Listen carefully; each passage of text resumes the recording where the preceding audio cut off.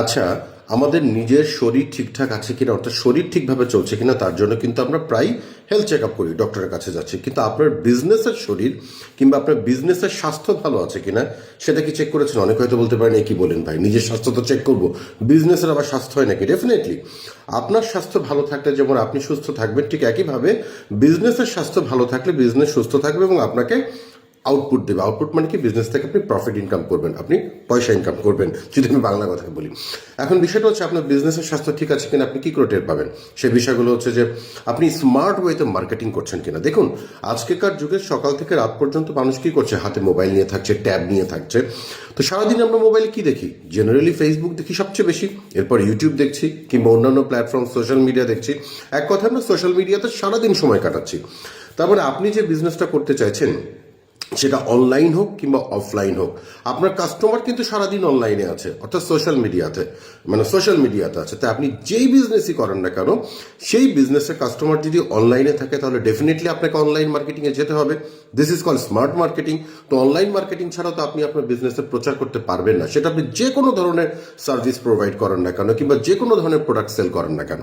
কারণ আমার কাছে অনেকে বলে, ভাই আমার তো অনলাইনে বিজনেস নেই, মানে আমি তো অনলাইনে, আমার দোকান আছে, দোকান থাকলেও তো আপনাকে সেটা অনলাইনের মাধ্যমে মানুষের কাছে পরিচিত করে তুলতে হবে। আমি কি বোঝাতে পেরেছি? সো দ্যাট মিনস আপনার যারা কাস্টমার তারা সারাদিন যদি অনলাইনে থাকে, তাহলে আপনার বিজনেসকে অনলাইনে যে সকল কাস্টমার সারাদিন থাকছে, কেউ ফেসবুক দেখছে, কেউ ইউটিউব দেখছে, কেউ টিকটক দেখছে, বেসিক্যালি আমি ফেসবুক নিয়ে কথা বলি, ফেসবুক মার্কেটিং নিয়ে আমি কথা বলে থাকি। তো কি হয়, আপনি সকাল থেকে রাত পর্যন্ত ফেসবুক দেখছেন, দেখতে গেলে হঠাৎ করে আমরা কোনো বিজ্ঞাপন দেখছি, সেই বিজ্ঞাপনটাই তো আপনার বিজ্ঞাপন হতে পারে। কিন্তু আমি বিজ্ঞাপন দেখলাম, কিন্তু আমার ভালো লাগলো, আমি পাস করে চলে গেলাম, তাহলে আলটিমেটলি কি হলো? আপনার পয়সাটা লস।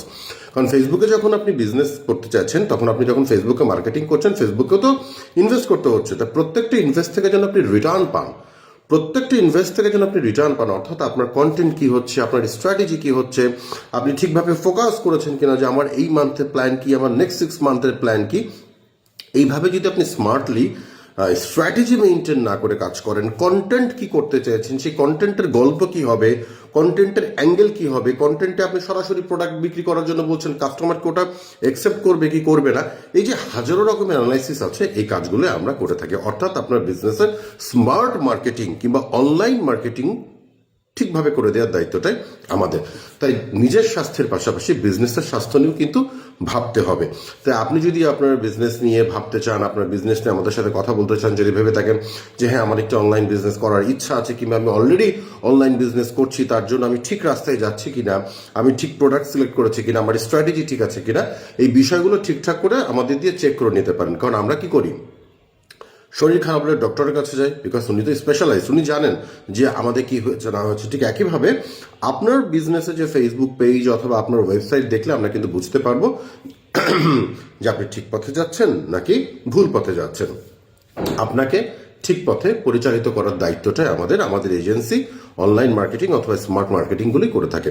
তাই ফিল ফ্রি, আপনি যদি ভেবে থাকেন যে আমাদের সাথে হোয়াটসঅ্যাপে যোগাযোগ করবেন, জাস্ট আমাদেরকে নক করলেই আমাদের প্রতিনিধি আপনার সাথে কথা বলবে, আপনার পুরো জার্নি সম্পর্কে জানবে, জেনে আপনাকে প্রফেশনালি এবং প্রপারলি একটা অনলাইন মার্কেটিং সার্ভিস প্রোভাইড করে থাকবে। ধন্যবাদ।